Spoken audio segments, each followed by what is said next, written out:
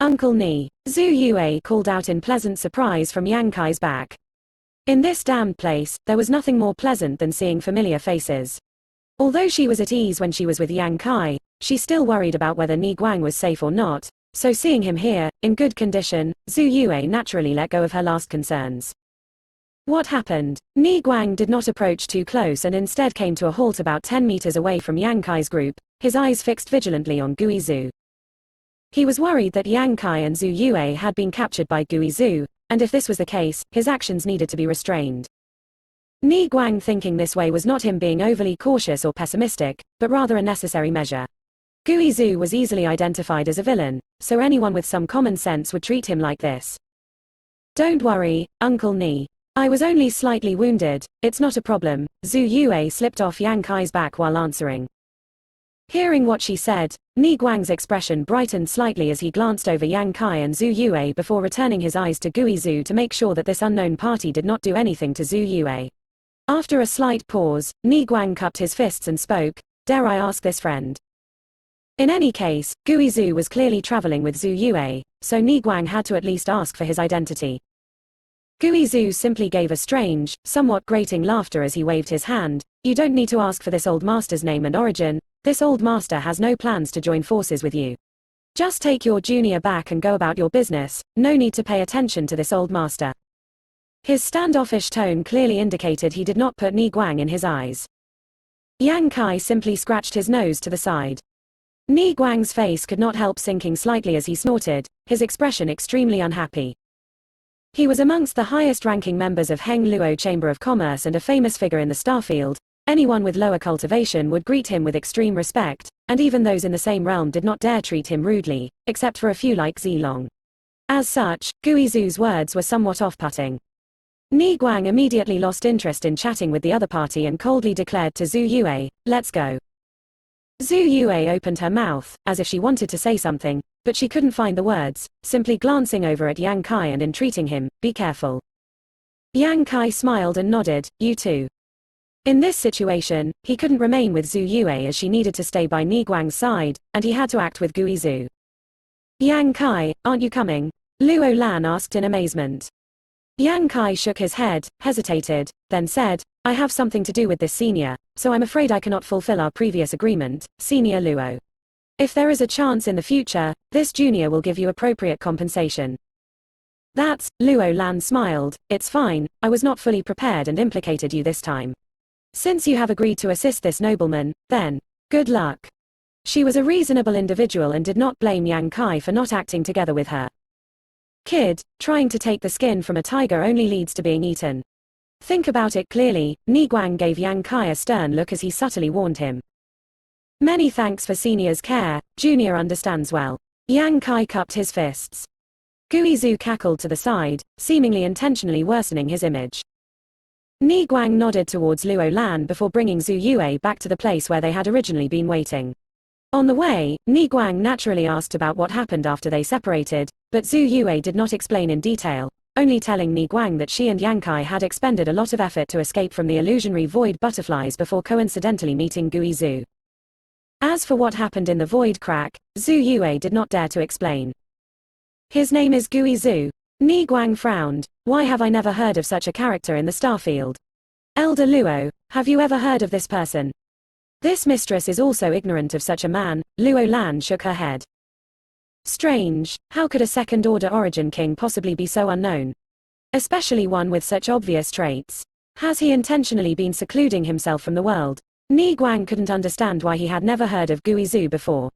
It was as if he had suddenly leapt out from a stone without warning, surprising everyone around. "Uncle Ni, what's the situation right now?" Zhu Yue asked, skillfully changing the subject. "The situation isn't optimistic." Ni Guang glanced over towards a certain direction. "That bastard Kong Fa followed this old master and Elder Luo all the way to this Medicine Valley, and after he arrived, he used some kind of secret technique to call over Zhu Wei. What's more, before we even arrived, Zilong was already here along with that old bastard Meng Tong, who somehow learned of this place." Meng Tong. Zhu Yue frowned and glanced over at a certain spot where a short old man stood, his eyes narrowed tightly and shifting around frequently, like a guilty thief. This short old man was a true origin king, and although he was just a First Order, he had reached the very peak of that realm. It was rumored that Meng Tong had reached the Origin King realm more than 1,000 years ago but had never had an opportunity to break through to the Second Order. If he could obtain some kind of opportunity, breaking through was almost assured. Meng Tong's origins were also very mysterious. No one knew where he came from, and the man himself never joined any great force, always cultivating all on his own. It was extremely difficult for a cultivator without a powerful background to reach great heights because there was no one to teach them, making it much more likely for them to stumble and make mistakes on the long road of cultivation, eventually falling short. Also, a cultivator without a great force behind them would have limited access to resources. Anytime such a lone cultivator wanted resources, they would need to acquire them personally, wasting a great deal of time. Therefore, such lone cultivators generally did not have high achievements. Simply reaching the Origin realm was already quite impressive. But Meng Tong was a genuine Origin King. It could be seen that his luck and opportunity in this life were quite good, and with his perseverance and effort, he was able to have his current achievements. Therefore, although Meng Tong's cultivation was not at the top of the starfield, his reputation was quite loud. Many cultivators without great forces backing them regarded Meng Tong as a role model as well as a goal they strove to match, making the number who looked up to and even worshipped him very large. Purple Star, Sword Union, Heng Luo Chamber of Commerce. All of the starfield's great forces had extended invitations to Meng Tong, hoping to win him over and even offering him honorable positions as an elder. Unfortunately, Meng Tong had refused them all so far, preferring to remain alone and not even accepting disciples of his own. In a sense, he was another legend in the starfield.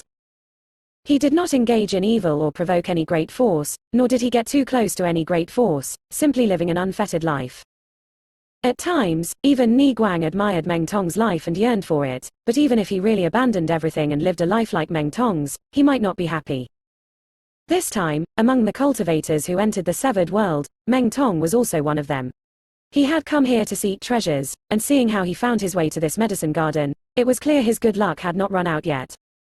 Counting Meng Tong and Gui Zhu, who had just arrived, there were a total of 7 Origin Kings present. This accounted for about 60% of the people who entered the Severed World, and if one took into account those who had already died, the number of Origin Kings who had come to this medicine valley might be as high as 80% of the total number of people still alive. The spirit medicines and herbs outside the valley have already been divided up. Ni Guang motioned towards the huge mountain valley in front of him. Divided up? Zhu Yue was astonished. How was the harvest? Ni Guang smiled slightly. Not bad. Although there weren't many, each one was a rare treasure. As the two spoke, Luo Lan also unconsciously stroked her space ring, as if she too had gained a lot. The remaining spirit medicines are hidden inside, but we can't enter it for now. Ni Guang continued. Zhu Yue stared at the huge mountain valley in front of her and saw that there was a dazzling 7-colored light blanketing it, making it seem like the entire valley was filled with a vibrant tide. What's more, from this seemingly solid light, Zhu Yue felt a deadly threat. 7-colored radiant light. Zhu Yue's face sank as she uttered the name of this phenomenon. Given her status, it was obvious she knew something about this medicine valley.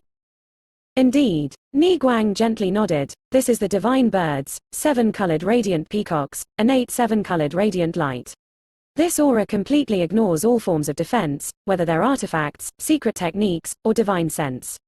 Once shrouded in it, no matter how high one's cultivation is, it will not take long for them to disintegrate and die. It's extremely dangerous. Then how are we supposed to enter? Luo Lan asked with some worry. Although she had followed Ni Guang this entire time and gained some knowledge, she was still ignorant of this situation. It was even her first time hearing about this 7-colored radiant peacock and its 7-colored radiant light. Against this dazzling light that even Ni Guang was powerless before, she felt a profound sense of weakness. We wait. Ni Guang quickly said, this radiant light is diffused when the divine bird exhales. When it inhales, it will take it back and we can then enter the medicine valley. Inside the valley, there are numerous void cracks that, while dangerous, can serve as natural barriers against the 7-colored radiant light. We only need to find an appropriate void crack to hide behind in order to protect ourselves when the divine bird EXH. Hearing what he said, Luo Lan showed a look of understanding. While explaining though, Ni Guang suddenly frowned and stared at Zhu Yue gravely. What's wrong? Zhu Yue gave a stunned expression. Ni Guang didn't speak, but instead focused on a certain spot on top of Zhu Yue's head for a moment before suddenly coldly snorting and shouting, despicable. Saying so, he condensed his Saint Chi onto his fingers and struck towards Zhu Yue.